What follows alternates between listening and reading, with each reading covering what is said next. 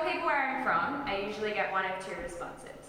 The first is, oh yeah, I drove through there once. And the second is a game, and it's a fun game because I steadily work my way up the south coast until we're basically in the Shire, and they say, oh yeah, I think I've been there once. And it's true, I didn't have the best resources, and even worse for 17-year-old me, my town didn't have a sports girl. But what I did have was space. And no pressure, academically or really even personally. I was a bit introverted and I felt really different to everyone else. They weren't interested in the same things as me, and I couldn't really work out why no one else in my modern history class had a bit of a crush on Leon Trotsky. So I spent a lot of time alone, waiting to become this, and working out what I wanted this to be. But that time alone doing nothing except for reading a lot and thinking a lot about myself, which sounds really vain, meant that by the time I moved here, I had a really defined sense of who I was. And I think that's what gets missed, is that defining yourself is an active process. And it's the most exciting process of definition because it's the least restrictive. Normally when we define something, we start with a thing that already has a meaning and we just put that meaning into words. But when you get to define yourself, you can choose the words first, and then you make yourself fit the meaning that you want. You get to work backwards and make yourself something that you want to be, rather than working your way forwards into something that's predetermined. But if you don't go through that process actively, other people will do it for you. And they don't think the same way you do, they do it for their own convenience. Because it's easier to give you one label, because that way it's easier to identify you. You become identified by one trait which they associate with you, and that becomes your definition, and that becomes the definition that you work yourself into. That's why people don't quit things when they don't give them joy anymore, because other people have told them for a really long time that that's what defines them. It's also why I'm sure many people in this room are absolutely obsessed with getting 99.95. Not because you actually need that to get into a course that you actually want to do, but because you think that being smart, or at very least smarter than other people, is what makes you who you are. It's what defines you. And if you fail that, you failed at being yourself. And the sad thing is those people take something really close to you and they ruin it completely.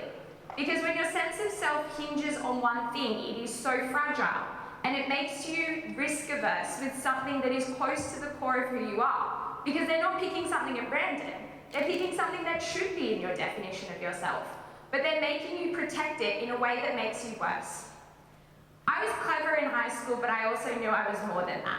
I took so many units in Year 12 that I almost qualified for 2 higher school certificates, not because I thought I needed to, but just because when they told me I had to drop some of my subjects to go into Year 12, I didn't want to, because they all made me happy.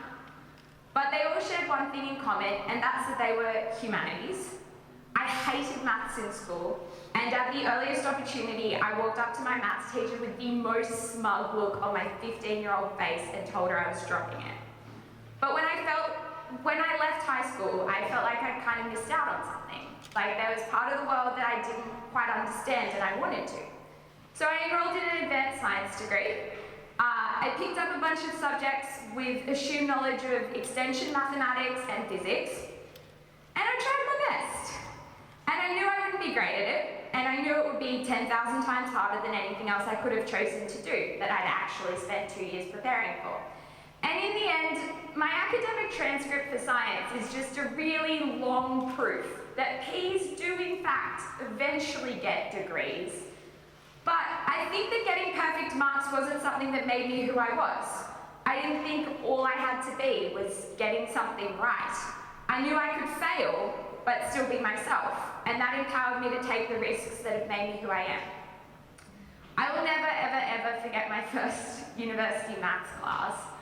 I was sitting there, very confused, because I was surrounded by maths geniuses. Most of them were majoring in mathematics, and yet I seemed to be the only one who realized that the little numbers were affecting the big numbers in a way that they shouldn't, and that the left-hand side and the right-hand side just weren't the same.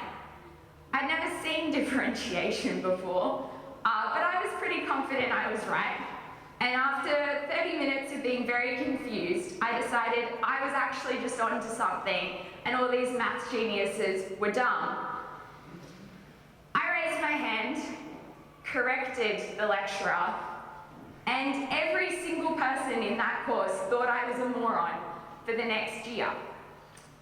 But I didn't drop out, and I got my 52 in that course, and it is the proudest mark I've gotten at university, because I wasn't there to get a perfect grade, and I wasn't there to prove I fit someone else's definition of me. I was there because I was curious, and that 52 was the amount it took to make me less curious.